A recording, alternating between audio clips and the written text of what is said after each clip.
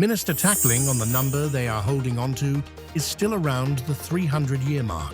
Minister Clare Connor's address to the people of St. Martin on assuming office. ODM urges boat owners mariners to finalise hurricane preparedness plans ahead of peak season, honouring the life and legacy of Mr. Hector Sancillian Richardson.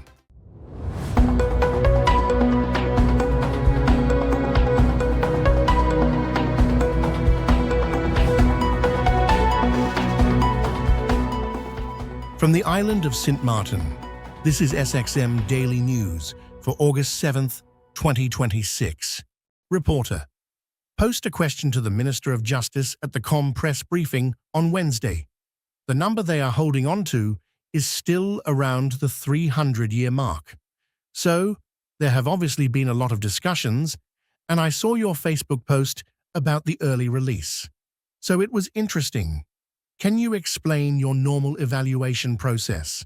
So I understand you cannot comment on individual cases, but your normal evaluation process in evaluating if an individual qualifies for early release does not involve consulting UNOPS, but in this case, you have, in a particular case, consulted with UNOPS.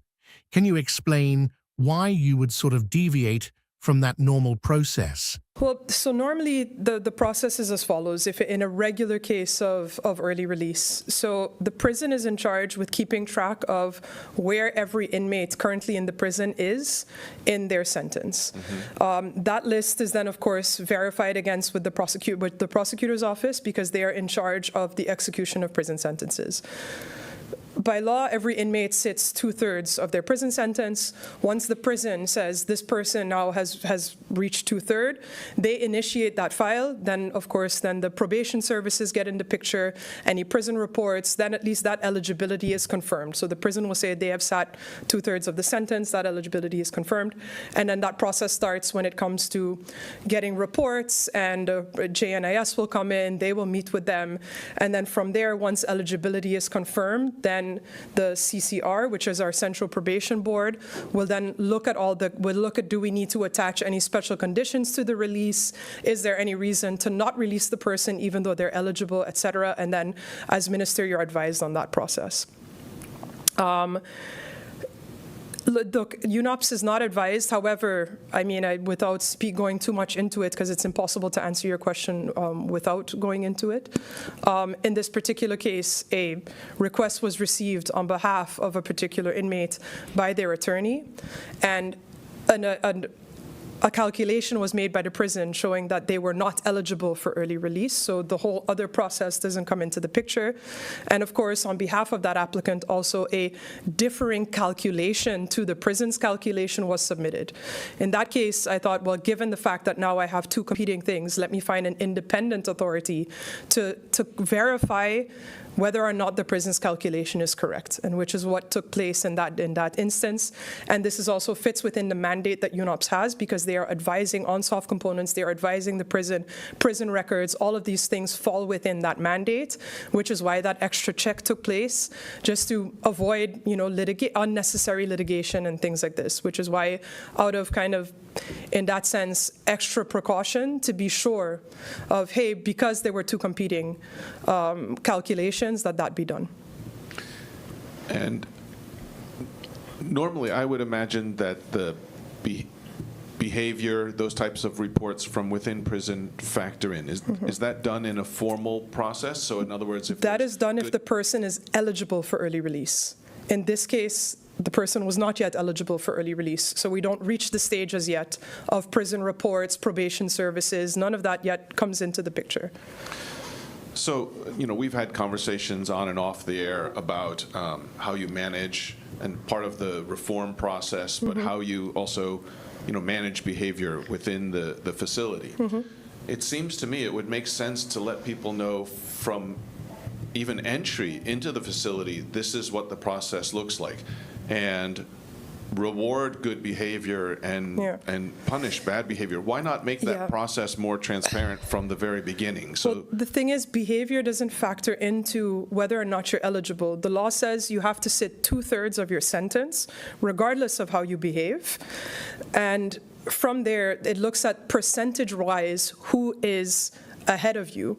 So it's 66.32% for everyone that is in the prison, regardless of what type of crime they have committed, across the board. So in that sense, it's looking at who is the first on the list. And that doesn't matter how long your sentence is, it's just a proportionate amount of your sentence, which is something that we explained there, where it feels strange to someone where somebody who maybe has 5 years left on their sentence while you have maybe 8 months left on yours, how is it he can be released before me? But maybe he has a 30-year sentence. So he's sat that 2/3, and which is the way that the law says, because it takes away that subjectivity, that it doesn't allow a minister to say, well, the crime you did was this, or you're so and so. So it takes away that subjectivity of it and that misuse of that authority. It makes everybody equal in the eyes of the law, regardless of what type of crime you committed. So in that case, we're not talking about that. When we're looking at behavior is when, in that sense, that 2/3, let's say if you have severely misbehaved within the prison environment, then we will say, well, now you don't get to go on probation because you've attacked guards, you've been violent towards other inmates and things like that. But that's only when you have arrived at that 2/3 of your sentence. So in that sense, the only way that we can reward good behavior in an earlier stage within our prison environment and within the confines of the law are by giving inmates privileges within the environment. And that is something that we're looking at within the new prison. You know, we've talked about how do we look at rewarding good behavior, you know, maybe things like conjugal visits and the like, you know, that those are the ways that you play around with things like that. I just visited an institution in the Netherlands where they also have different categories of inmates. And for example, if you behave well, you're allowed to work. You know, if you don't, then you're in a different regime where you're restricted in what you're allowed to do. So those are the ways that we can control the prison environment and reward behavior. But getting out earlier than that 2/3 is not something that the law allows currently, unless it's a detention capacity issue, in which case then we get into that train policy that everybody talks about, and then it does give some leeway to then say, okay, well, you've served 60%, so therefore, but you know, it's impossible for one person to jump ahead of the people in front of them. So how do you balance this capacity issue against the 300 years of sentences waiting to be served? Doesn't the fact that the public who might be considering or doing something illegal says, well, chances are I'm not going to go in and serve my time anyway. So it takes away that deterrent. So doesn't it make sense to sort of balance things a little bit and try and bring that 300 years down? It does, but unfortunately we have from a criminological perspective, there's an issue that we have in this country on both ends, and we've had it for the past 10 years because we have a reduction in detention capacity since 2017. However, you know, it's on the front end and on the back end it's doing something, because people know I get sentenced, when am I ever going to go to jail? But on the back end as well, it's also eroding, and you get a prison sentence, but you don't even have to sit part of it if you let people out at 40%, 50%.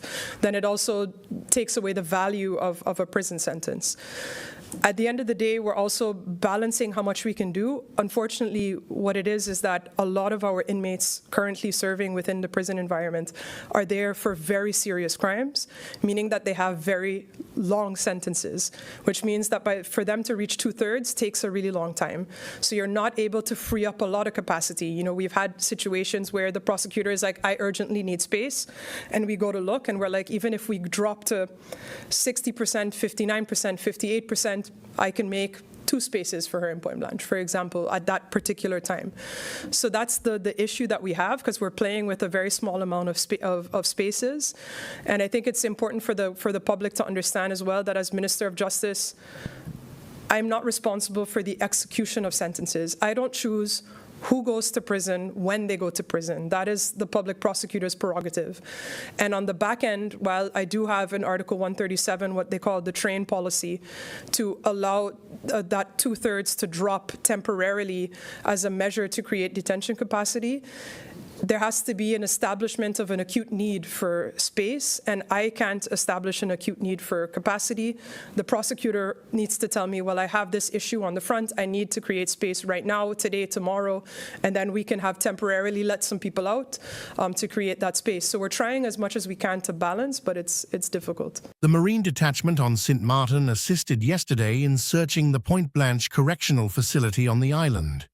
The operation was prompted by a check for the possession of contraband. Drugs and various weapons, including bladed weapons and impact weapons, were discovered during the search. The military assistance was provided at the request of local authorities. The Marines worked closely with the St. Martin Police Force. The operation aimed to ensure a safe, orderly, and effective process.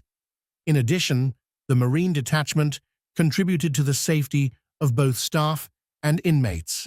Supporting civil authorities is one of the 3 core tasks of the Ministry of Defense in the Caribbean region. The cooperation between Defense and the St. Martin Police Force contributes to a safe and stable environment within the Kingdom. The Netherlands, The Hague.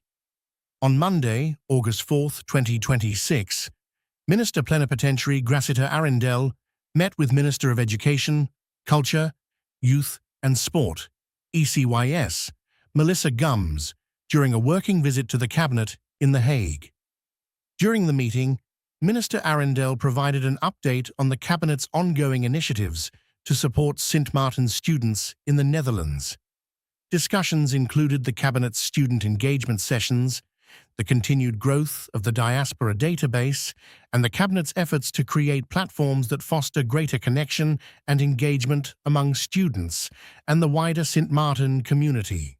Both Minister Gums and Minister Plenipotentiary Arendelle discussed the importance of equipping students with the knowledge and practical information they need before leaving St. Martin, while promoting personal responsibility, ownership, and independence as they transition to studying and living in the Netherlands. The growing prevalence of mental health challenges among students was also discussed, along with the importance of ensuring that students know where to access the support and resources available to them when needed. Both ministers reaffirmed their commitment to continued collaboration to support the well-being and success of St. Martin students in the Netherlands. Minister of Public Health, Social Development and Labour, Claret Connor. As your new minister, I want to build on the work accomplished to date, support the strengthening of our institutions, and work with the dedicated staff of this ministry to solve our people's problems. I have served this island before as a Member of Parliament, as a minister, and more recently as the Director of the National Recovery Programme, The Road. In the last role, I had the privilege of working closely for the past 712 years with the Government of St. Martin, the Government of the Netherlands, and the World Bank on the country's recovery projects. Fellow citizens of St. Martin, on Wednesday, August 5, 2026, I took the office as your Minister of Public Health, Social Development, and Labor. I do not take this moment lightly, and I want to begin by saying thank you to the Prime Minister and the Board of URSM who place their confidence in me, and to my family who will once again share me with our beloved St. Martin. I am cognizant that government is about continuity. The ministries are to serve and to contribute to building and enhancing the quality of life and the livelihood of the people of St. Martin. As your new minister, I want to build on the work that has been accomplished to date, support the strengthening of our institutions, and work with a dedicated staff of this ministry in serving our people. I have served this island before as a Member of Parliament, as a minister, and more recently, the Director of the National Recovery Program Bureau. In the last role, I had the privilege of working closely for the past 7.5 years with the Government of St. Martin, the government of the Netherlands, and the World Bank on the country's recovery projects. At present, the Ministry of VSA, along with the Mental Health Foundation and other stakeholders, is in the advanced stages of realizing a fully operational mental health facility supported by institutional reforms and a long-term strategy for the sector. Against that backdrop, I do not come into the Ministry of VSA as a stranger to some of its work. I come into it knowing the weight of what it carries and knowing what it will take to meet its overall objectives and obligations. Our country continues to experience difficult times. I know that many families face insurmountable daily battles as cost of living presses harder on households across this island. While much of this is beyond what any one ministry can solve alone, I understand the anxiety that comes with it, and for the people who depend on our ministry on a daily basis, our patients, our seniors, and our workers, our most vulnerable families. My first responsibility starting now is stability. My job, together with the team at the ministry, is to make sure that attention turns into results for their health, their livelihoods, and their well-being. 3 priorities will guide this ministry in the period ahead. They reflect not only the challenges before us, but the commitments by which we will be judged.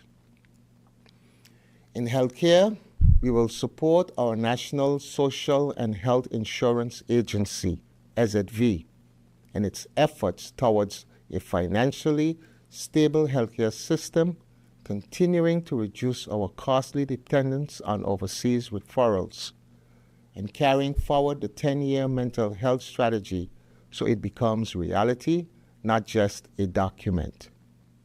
In social development, we must protect our seniors, our children, and our most vulnerable, and make sure the safety net this ministry is charged with holding actually holds.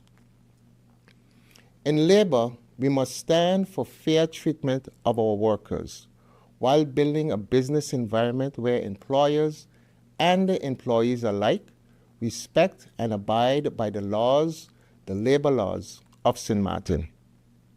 We must ensure that our standards of service, and by extension the quality of the St. Martin product, become the envy of the region once again.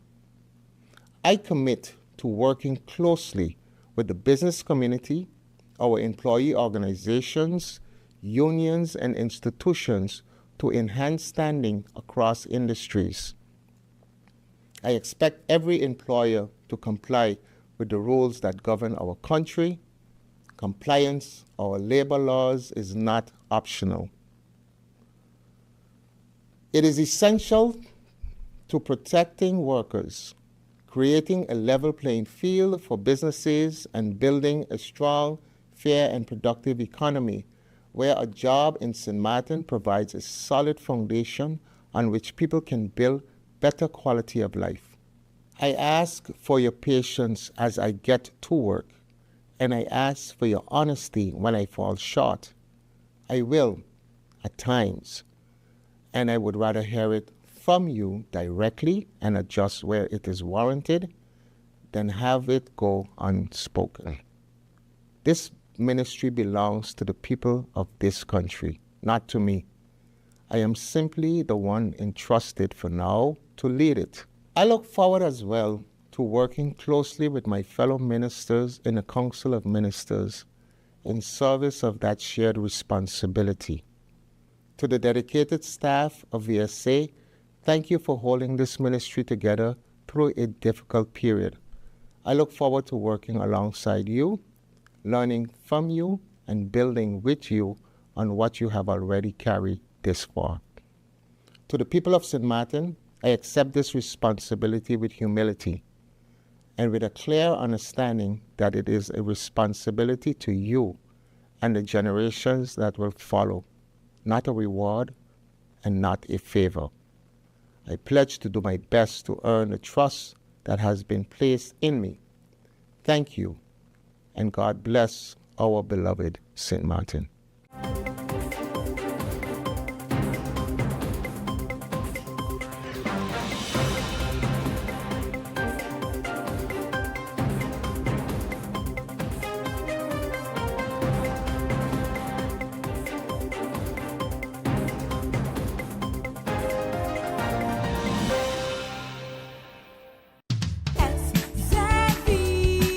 Your social and health insurance is your social and health insurances. Are you SXV insured? Do you have a valid medical insurance status? SXV is cardless. Request your My SXV account today and enter the virtual office of SXV. Go to sxv.sx and sign up now. Your social and health insurances.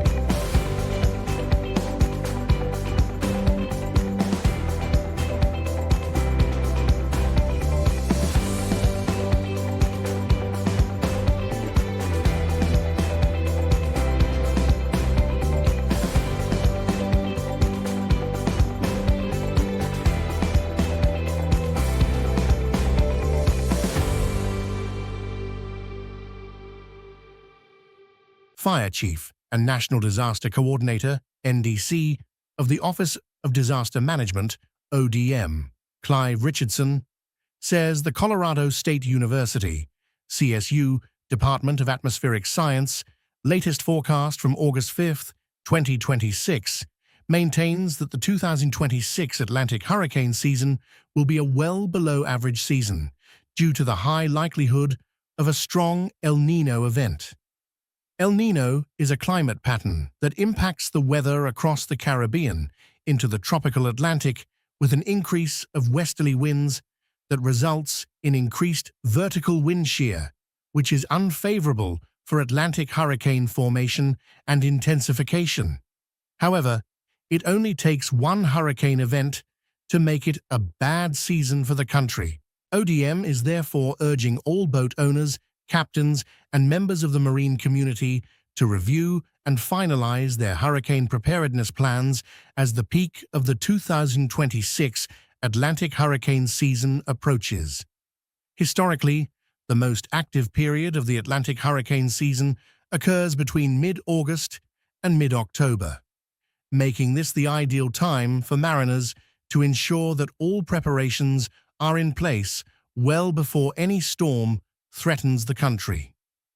ODM advises boat owners to inspect their hurricane mooring arrangements, secure vessel storage, verify insurance coverage, safeguard important documents, and ensure that all equipment required to secure their vessels is readily available. Preparations should be completed before a tropical storm watch or hurricane watch is issued, as weather conditions can deteriorate rapidly, leaving little time to safely secure vessels and seek safe shelter. ODM is once again reminding mariners that personal safety must always take priority over protecting property.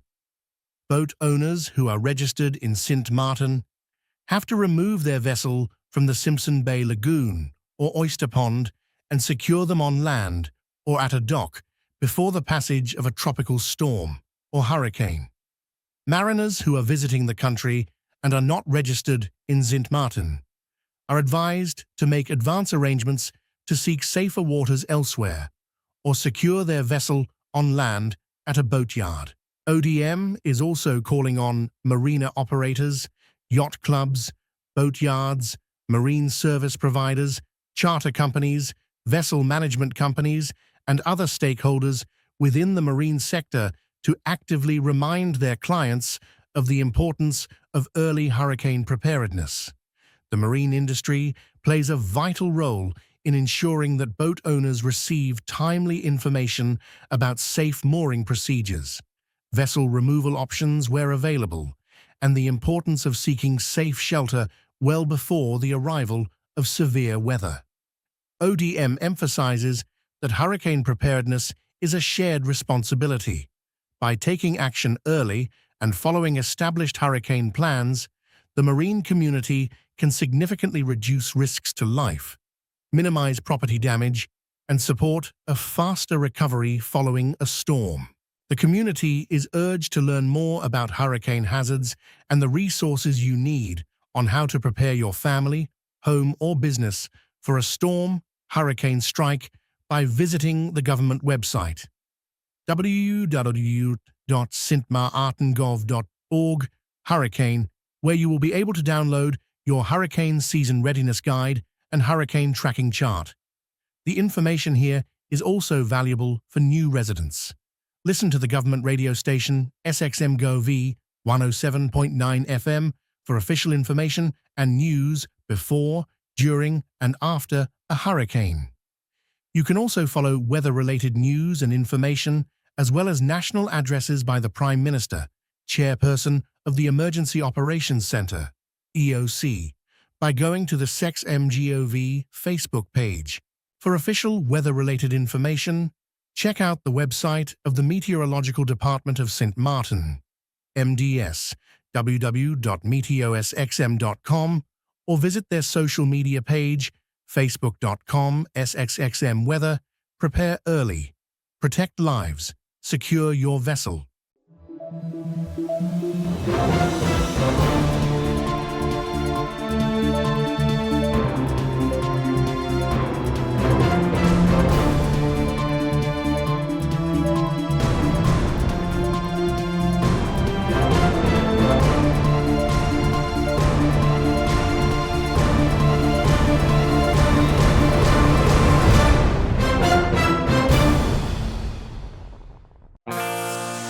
Now the local weather forecast tonight through Saturday midday. Partly cloudy with light haze and isolated showers.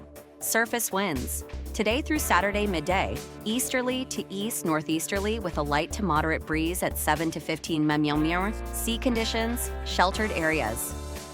Open waters, state, smooth slight waves, swells below 2F2. Forked outlook through Sunday morning, occasionally cloudy with light haze. Isolated showers are likely, and now 3-day weather forecast.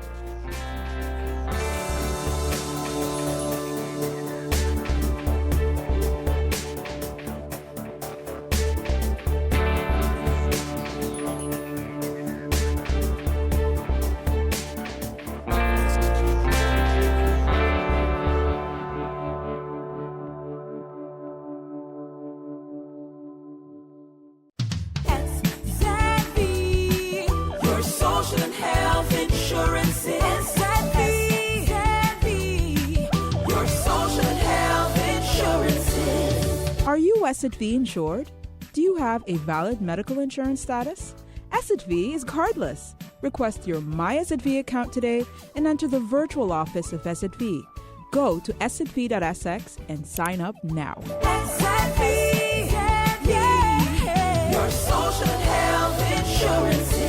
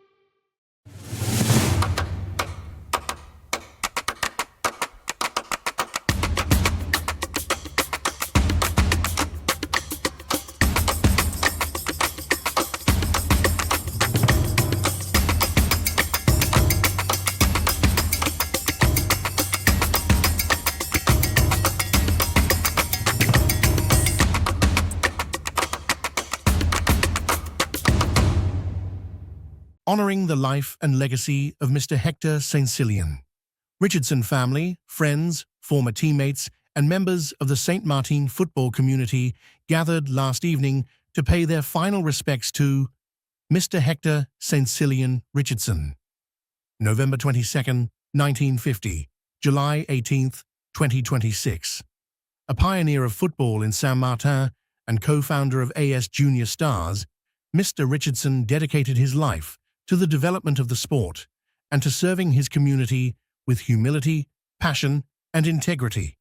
His remarkable legacy will continue to inspire generations both on and off the football field. Our thoughts and prayers remain with the Richardson family during this difficult time. May he rest in eternal peace. This is our SXM Daily Newscast. Thank you for joining us.